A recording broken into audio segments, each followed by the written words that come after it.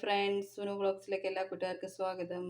ഇന്ന് ഞാൻ ഒരു കുമ്പളങ്ങ കറി വെക്കാൻ പോവാണ്. കുമ്പളങ്ങയും തക്കാളിയും കൂടെ ചേർത്തൊരു കറി, തേങ്ങ അരച്ചൊരു കറി. അതിനകത്ത് ഞാൻ ഒരു ചെറിയ ഇടത്തരം കുമ്പളങ്ങ എടുത്തിട്ടുണ്ട്.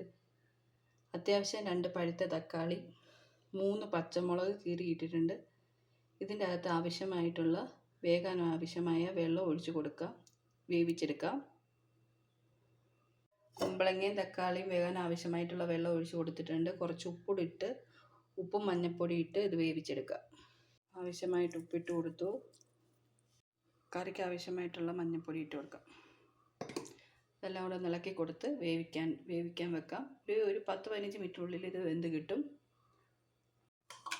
അതിലേക്ക് നമുക്ക് തേങ്ങ ചേർത്ത് കൊടുക്കാം. തേങ്ങ, ഇഞ്ചി, വെളുത്തുള്ളി, ജീരകത്തിൻ്റെ പൊടി ചേർത്ത് അരച്ച പേസ്റ്റ് കറിക്കകത്തോട്ട് ചേർത്ത് കൊടുത്തിട്ടുണ്ട്. ഇതൊന്ന് ചൂടായി വരുമ്പോൾ നമുക്ക് കടുക് താളിച്ച് ഒഴിച്ചു കൊടുക്കാം. കറിക്ക് കടുക് താളിക്കാൻ പോവാണ്. ഒരു പാത്രം എടുത്ത് വെച്ച് എണ്ണ ഒഴിച്ച് കടുക് ഇട്ട് കൊടുത്തിട്ടുണ്ട്.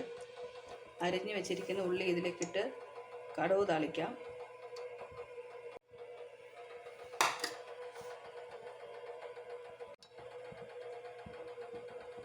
കടുക് തളിക്കാനായിട്ട് പോവാണ്. എണ്ണയും കടുകും ഇട്ടു. അത് പൊട്ടി വരുമ്പോഴത്തേന് ഉള്ളി ഇട്ട് കൊടുക്കാം. ഉള്ളിയും നല്ലപോലെ മൂത്ത് വരട്ടെ. മൂത്ത് വന്ന് കറിയിലേക്ക് ഒഴിച്ചു കൊടുക്കാം. കറിയിലേക്ക് തേങ്ങ അരപ്പ് ചേർത്ത് വെച്ചിരിക്കുകയാണ്. ഒന്ന് ചൂടായി വരുമ്പോൾ ഓഫാക്കിയിട്ട് നമ്മൾ കടുക് തളിച്ചതിലേക്ക് ഒഴിച്ചു കൊടുക്കും. ഉപ്പ് ആദ്യമേ ചേർത്താണ്. വേണമെങ്കിൽ ഉപ്പ് കുറവാണെങ്കിൽ മാത്രം ഉപ്പ് ചേർത്താൽ മതി. തളിക്കുന്നതിലേക്ക് വേണമെങ്കിൽ കുറച്ച് മുളക് പൊടി ചേർത്ത് കൊടുക്കാം. ഇതിലേക്ക് കുറച്ച് തൈര് ചേർത്ത് കൊടുക്കാം. പുളിയുള്ള തൈര് ചേർത്ത് കൊടുക്കാം. പുളിയുള്ള തൈരോ പുളി കുറവുള്ള തൈരോ ചേർത്ത് കൊടുക്കാം. പുളിയില്ലാത്ത തൈരാണ് നല്ലത്.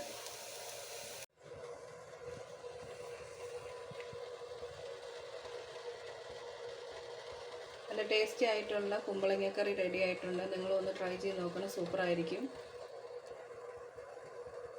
കുമ്പളങ്ങയും തക്കാളിയും ചേർത്തൊരു കറിയാണ്. ഇന്നത്തെ സ്പെഷ്യൽ കറിയാണ്. പുതിയ വീഡിയോസായിട്ട് വീണ്ടും വരുന്നതായിരിക്കും. അതുവരേക്കും ബൈ ഫ്രണ്ട്സ്.